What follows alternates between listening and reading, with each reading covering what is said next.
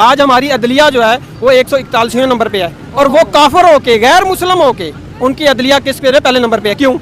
वहाँ पे जो लेवल ऑफ स्टडीज है, जो एजुकेशन है, वो आप देखें। आप वहाँ के एक प्राइमरी स्कूल का टीचर भी उठा के देख लेंगे, ठीक है जी, आप उसको भी प्रॉपर इंग्लिश आती होगी, उसको प्रॉपर अवेयरनेस होगी। आप अमूमन सोशल मीडिया पे ऐसी कोई वीडियोस देखते हैं, ठीक है, जिसमें कि वो जो टीचर्स हैं वो छोटे बच्चों को भी अगर पढ़ा रहे होते हैं, 1 2 पढ़ा रहे होते हैं, तो उसमें प्रैक्टिकल अप्रोच के साथ पढ़ा रहे होते हैं। नमाजा गया, शबाजा गया, नमाजा आया, लूटते हैं और भाग जाते हैं। बहुत अच्छा है।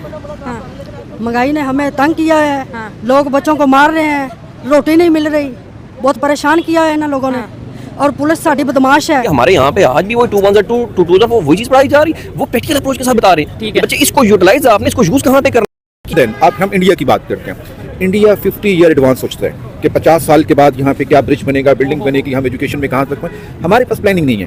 हम आज का सोचते हैं। तो 1950 में इंडिया का आयन बना और उनका एक ही आयन रहा है अब तक, वो कभी भी चेंज नहीं हुआ, और वो उसी आयन की बदौलत आज वो इतने ज्यादा आगे हैं क्योंकि उन्होंने अपने कॉन्स्टिट्यूशन को अपने काबू में रखा है, किसी को उसमें गड़बड़ करने की परमिशन नहीं दी। आप केरला को देख लें, केरला स्टेट इंडिया की, आप सर्च कीजिएगा, 100% एजुकेशन है वहाँ पे, 100% एजुकेशन है। हम सोच भी नहीं सकते किसी घर में कोई बच्चा इलिटरेट होगा, हर घर में एजुकेशन है।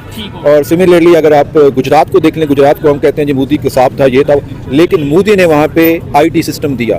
मोदी ने उन लोगों का लिविंग स्टैंडर्ड इतना हाई कर दिया हुआ है कि आप वो यूरोपियन कंट्रीज का मुकाबला करते हैं। सारे इदारे अपनी हदूद में रह के काम कर रहे हैं, वहाँ पर उनका आम बंदा उठ के अपने इदारे से सवाल कर सकता है। हम तो यहाँ सवाल करें उठा लिए जाते हैं, गैब कर दिए जाते हैं। अब कितने लोग गैब हो गए हैं। इंडियन इंजीनियर्स को हमारे ऊपर प्रेफर किया जाता है। क्यों किया जाता है? कि वो टेक्नोलॉजी में हर चीज में हमसे आगे निकल गए।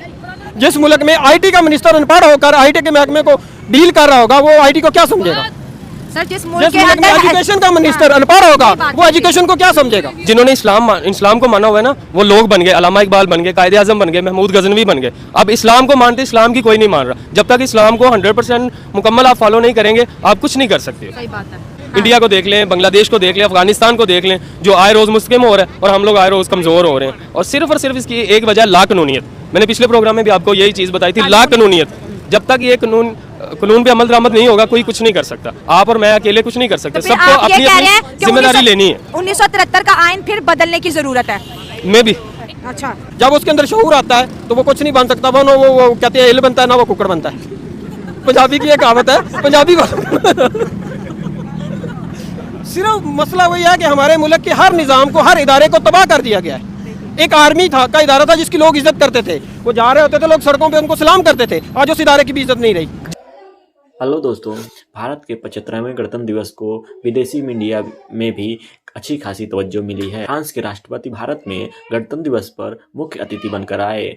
वहीं सऊदी अरब में भारत के राजदूत सुजैल एहजाज खान ने कहा कि भारत ने दोनों देशों के बीच $52 अरब के कारोबार को और बढ़ाने का वादा किया है। बीते कुछ दिनों में चल रहे राजनीतिक गतिरोध के बीच मालदीव के राष्ट्रपति मोहम्मद मोइज्जू ने भारत के 75वें गणतंत्र दिवस के मौके पर शुभकामनाएं दी।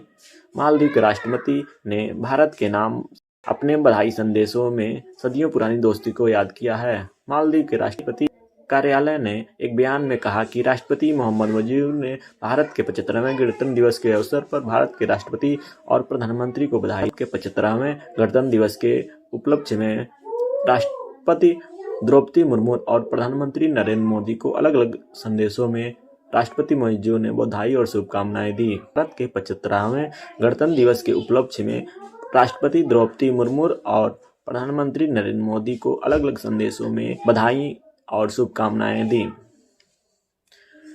दोस्तों, ऐसे ही वीडियो पाने के लिए हमारे चैनल को सब्सक्राइब करें और बेल आइकन को प्रेस करें ताकि हमारे आने वाले वीडियो का नोटिफिकेशन आपको समय समय पर मिलता रहे। सबसे पहले अगर मैं फ्रांस और इंडिया के रिलेशन की बात करूं तो वो बहुत ही ज़्यादा अच्छे हैं। और जिस तरह से मोदी जी ने फ्रांस को इनवाइट किया, वो भागे चले आए हैं क्योंकि उनको इंडिया से लालच है, डिफेंस की लालच है। अगर हम रिपब्लिक डे की बात करें तो 1950 में इंडिया का आयन बना और उनका एक ही आयन रहा है अब तक, वो कभी भी चेंज नहीं हुआ, और वो उसी आयन की बदौलत आज वो इतने ज़्यादा आगे हैं क्योंकि उन्होंने अपने कॉन्स्टिट्यूशन को अपने काबू में रखा है, किसी को उसमें गड़बड़ करने की परमिशन नहीं दी। शायद अगर हम अपनी कंट्री की बात करें तो हमारा आयन अब तक चेंज ही होता रहा है, लेकिन अब जो हमारी कंट्री में आयन है वो 1973 वाला है, जिसको मजीद तोड़ने की कोशिश की जा रही है। अगर फॉर एग्जांपल मैं तुम्हें बताऊं, कभी हमारे अदालतों को रात 12 बजे खोल दिया जाता है, कभी किसी को उठा लिया जाता है, लेकिन यहाँ पर इंसाफ किसी को नहीं दिया जा रहा। बिस्मिल्लाहिर्रहमानिर्रहीम। सबसे पहले बात यह है कि जहाँ पे आप डेवलपमेंट की बात करते हैं तो डेवलपमेंट में आई थिंक यहाँ पे पाकिस्तान में जो है वो मैन वर्क की, पाकिस्तान में दिमाग की, पाकिस्तान में यहाँ पे इंटेलेक्ट की कोई कमी नहीं है। ठीक है।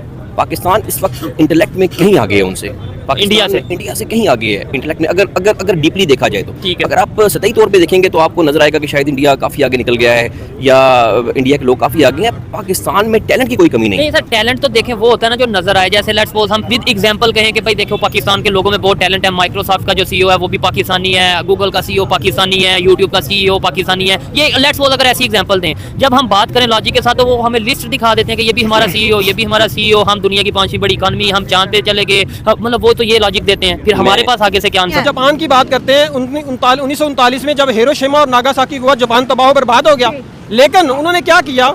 सबसे ज्यादा अपना बजट सेहत और तालीम पे खर्च किया। मुल्क में इमरान खान की हुकूमत हम चाहते ही नहीं क्या कि दोबारा आई ना है, ये बेकार है। चलिए वो तो बात है, लेकिन हम आयन की बात करें, उन्होंने क्या किया? सबसे ज्यादा किस पे खर्च किया? सेहत और तालीम पे। सर बाकी छोड़े, इंडिया की बात करें, 75वां अपना जमहूरी दिन मनाने जा रहे हैं। इतना खुश होते हैं कि इस दिन हमारा मुल्क जमहूरी बना था, इस दिन हमारे मुल्क को आयन मिला था। इतनी इज्जत हम उनसे क्यों नहीं सीखते? देखिए वही चीज आ गई ना, वहाँ पर उनके सारे इदारे अपनी हदूद में रह के काम कर रहे हैं। वहाँ पर उनका आम बंदा उठ के अपने इदारे से सवाल कर सकता है। हम तो यहाँ सवाल करें उठा लिए जाते हैं, गैब कर दिए जाते हैं। अब कितने लोग गैब हो? बेसिकली इशू ये है कि जो आप बाकी मुल्कों की बात करें ना, बाकी मुल्कों में उन लोगों ने तालीम को इतना सस्ता कर दिया है, तालीम को इतना इजी कर दिया है, हर एक एक्सेस में कर दिया है कि वहाँ पे लोग इन चीजों से आगे निकल के दिमाग को रिलैक्स करके जो से आगे निकल के सोचते हैं। हमारे मुल्क में सबसे मुश्किल काम, ठीक है, तालीम है।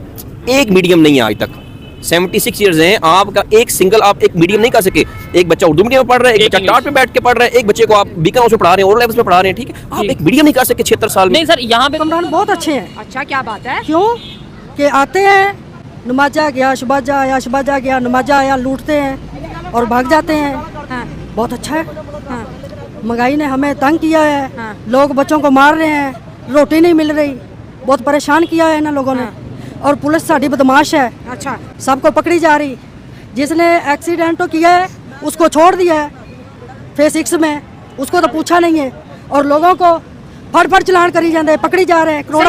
यहाँ पर लाहौर में बहुत बुरा एक्सीडेंट हुआ था। करोड़ रुपया रोजाना इकट्ठा कर रहे हैं साढ़े। जी बिल्कुल, विजन हमारे पास भी है, लेकिन हमारी सेल्फिशनेस है। हम खुद गर्ज लोग हैं, हम सिर्फ आज का सोचते हैं, हम कल का नहीं सोचते। हम अपनी फायदे का सोचते हैं। एग्जैक्टली, हम टेम्परेरी बेनिफिट का सोचते हैं, हम फ्यूचर का नहीं सोचते। अगर हम फ्यूचर का सोचने लग जाएंगे, अपनी आने वाली नस्लों को देखने लग जाएंगे, तो हम भी प्लानिंग करने लग जाएंगे। ठीक है सर, आपने ये बोला कि भाई वो 50 साल आगे हैं डेवलपमेंट के हवाले से या प्लानिंग के हवाले से, तो 1947 में हम जिस पोजीशन पे थे वो भी उसी पोजीशन पे थे। क्या ऐसा उन्होंने किया? किस चीज के ऊपर वर्क किया? मतलब एक ही लोग थे हम सब, तो क्या उन्होंने ऐसा वर्क किया? क्या वो 50 साल आगे की सोच रखने लगे? अगर अब हम अपने वजीर आजम की बात करें तो हमारी कंट्री में कोई भी वजीर आजम मौजूद नहीं है, क्योंकि मैंने आज तक कभी भी किसी कंट्री में नहीं देखा कि वजीर आजम को 5 साल मुकम्मल होने से पहले ही उसको सीट से उठा लिया जाए। ये सिर्फ हमारे मुल्क में होता है। लेकिन ये जस्ट हमारी कंट्री में हुआ है, और ये मैंने अपनी आंखों से देखे, मुझे यकीन नहीं रहा कि यहाँ पर कुछ भी कभी भी हो सकता है। तो अगर हम इंडिया के डिफेंस की बात कर लें, वो बहुत ही मजबूत होता जा रहा है। और अगर रिपब्लिक डे की बात करें तो उसमें वो अपने कल्चर को प्रमोट करेंगे, उसमें वो लोगों को बताएंगे भी और एक मैसेज भी देंगे कि इंडिया को कमजोर मत समझो। अगर इंडिया को कमजोर समझोगे तो